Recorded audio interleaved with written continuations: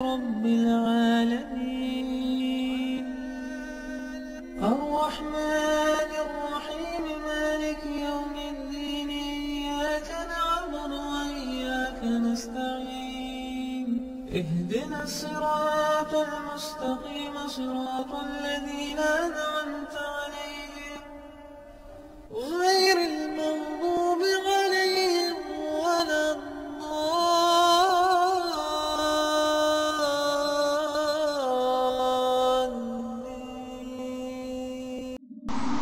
اعوذ باللہ من الشیطان الرجیم بسم اللہ الرحمن الرحیم۔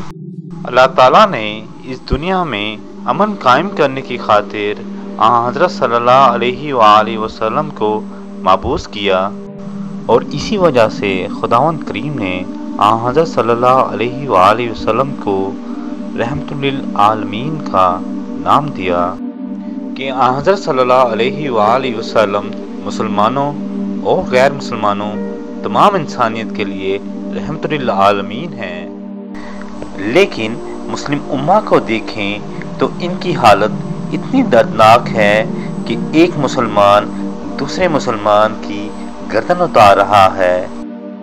مسلم امہ کی اس دردناک صورتحال کے ذمہ دار یہ فسادی مولوی ہیں جنہوں نے خون ریزی والے عقائد اسلام جیسے پیارے مذہب میں شامل کر دیے ہیں۔ ایسے ہی پیس کے نام پر ڈرامہ کرنے والے فسادی ڈاکٹر ذاکر نائک مرتد کی سزا کے بارے میں اسلام جیسی پاکیزہ تعلیم کی کس طرح دھجیاں اڑاتے ہیں، آئیے حضرات دیکھیے۔ اگر کوئی مسلمان غیر مسلمان بنتا ہے تو اس کی اگر وہ پروپیگیٹ کرتا ہے اپنا ریلیجن، نیا religion, it is as good as treason, تو اسلام کے اندر سزائے موت ہے۔ اور اب کئی ممالک کا رول پڑھیں گے، دا پنشمنٹ فار ٹریزن، اگر کوئی آرمی جنرل اپنے بلو پرنٹس، اپنے آرمی کی سیکرٹس کوئی دوسرے ملک کو بیچتا ہے تو اس کے لیے ڈیتھ پینلٹی ہے یا it is imprisonment for life. اسی طریقے سے جب باقی ممالک کے اندر یہ لا ہے تو اسلام کے اندر بھی اگر کوئی مسلمان غیر مسلمان بنتا ہے اور اپنے نئے دین کو پھیلاتا ہے، پروپیگیٹ کرتا ہے، اس کے لیے دا پینلٹی از ڈیتھ۔ کیا قرآن کریم مرتد کی سزا موت کے بارے میں ڈاکٹر ذاکر نائک کو سچا ثابت کرتا ہے یا جھوٹا؟ کیا کہیں بھی قرآن کریم میں مرتد کی سزا موت بیان کی گئی ہے یا نہیں؟ قرآن کہیں بھی مرتد کی سزا موت بیان نہیں کرتا۔ کیا قرآن کریم مرتد کی سزا موت کی نفی کرتا ہے؟ جی ہاں، قرآن کریم کئی آیات میں مرتد کی سزا موت کی نفی کرتا ہے۔ اسلام مرتد کے بارے میں کیا کہتا ہے؟ اس کا جواب مسلم جماعت احمدیہ کے مذہبی اسکالر مبشر احمد صاحب قرآن و حدیث کی روشنی میں اس طرح بیان کرتے ہیں۔ بات یہ ہے کہ قرآن کریم فرماتا ہے کہ تمام منافقین مرتد ہیں۔ اللہ تعالیٰ منافقین کو مخاطب کر کے فرماتا ہے قد کفرتم بعد ایمانکم، اے منافقین تم نے ایمان لانے کے بعد کفر کیا، اس کا نام ارتداد ہے۔ مگر کسی آیت اور حدیث میں نہیں لکھا کہ منافقین کو قتل کر دو۔ ایک آیت میں فرمایا کفروا بعد اسلامہم، منافقین نے اسلام قبول کرنے کے بعد انکار کر دیا، اس کا نام ارتداد ہے۔ مگر کہیں نہیں فرمایا کہ منافقین کو قتل کر دو۔ منافقین پورے امن و امان کے ساتھ مدینہ میں زندگی بسر کرتے تھے، مسجد نبوی میں آتے تھے، بعض اوقات وہ رسول پاک صلی اللہ علیہ وسلم کے ساتھ مل کر نماز باجماعت میں شرکت کرتے تھے، جنگوں میں ساتھ جاتے تھے، مگر ان کے ساتھ کوئی اس قسم کا سلوک نہیں کیا گیا۔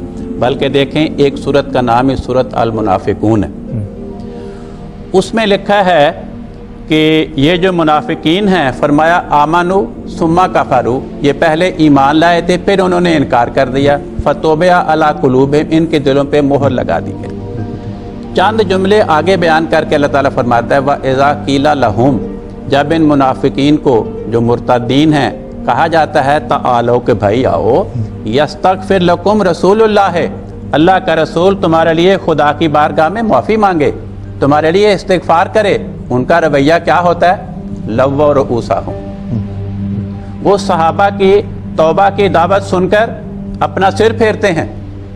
वरअतहुम यसुद्दूना, और फरमाया ए नबी तो देखता है कि वो मुंह मोड़ते हैं, वो हम मुस्तकबिरून, आजिज़ी के साथ नहीं, शर्मिंदगी के साथ नहीं, तकब्बुर का रवैया इख्तियार करते हुए।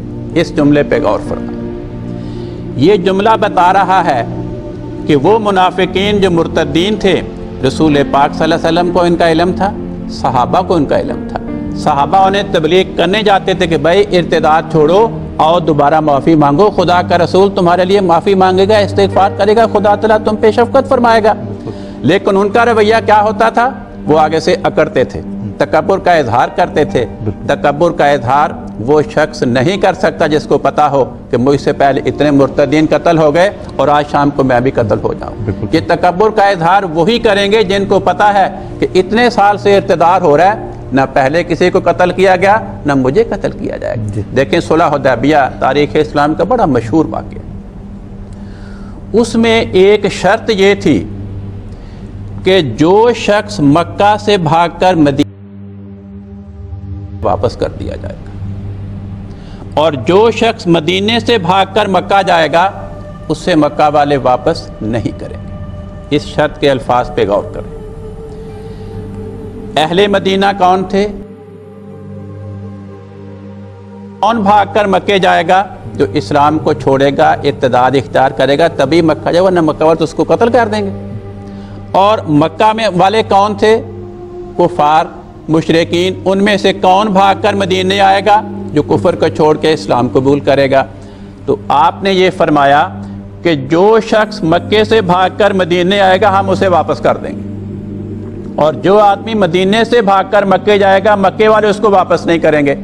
अगर रसूल पाक सल्लल्लाहु अलैहि वसल्लम ये समझते कि शरीयत का हुक्म ये है कि जो इर्तिदाद करे उसको कत्ल कर दो, तो आपने शर्त ये वहाँ रखनी थी कि जो मक्का से आएगा उसे वापस करेंगे, जो मदीना से जाएगा अहले मक्का उसे वापस करेंगे, ताकि हम अपनी शरीयत के मुताबिक उसको कत्ल कर दें। वो जो मौलवी कहते हैं वो बुखारी की एक रिवायत है, उसमें ये है कि मन बदला दीनहु फक्तुलूहु, जो आदमी अपना दीन बदले उसको कत्ल कर दो। अब इस रिवायत की हकीकत क्या है?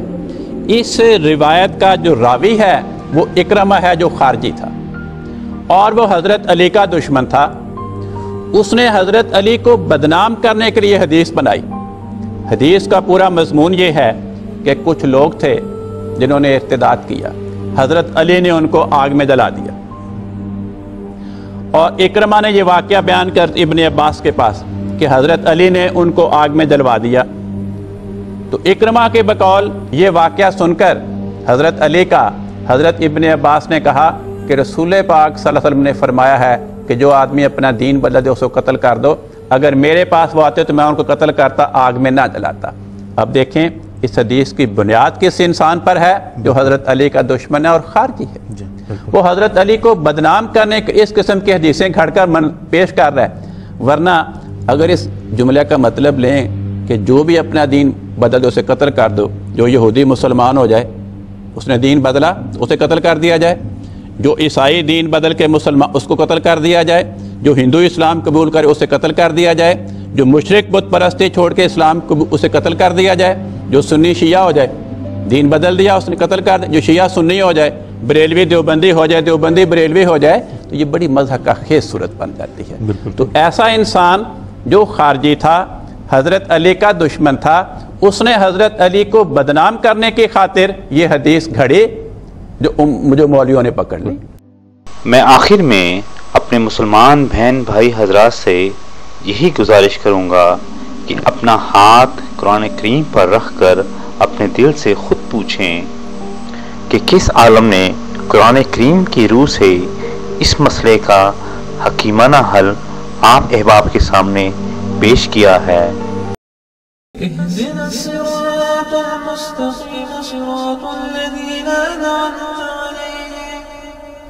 غير المغضوب عليهم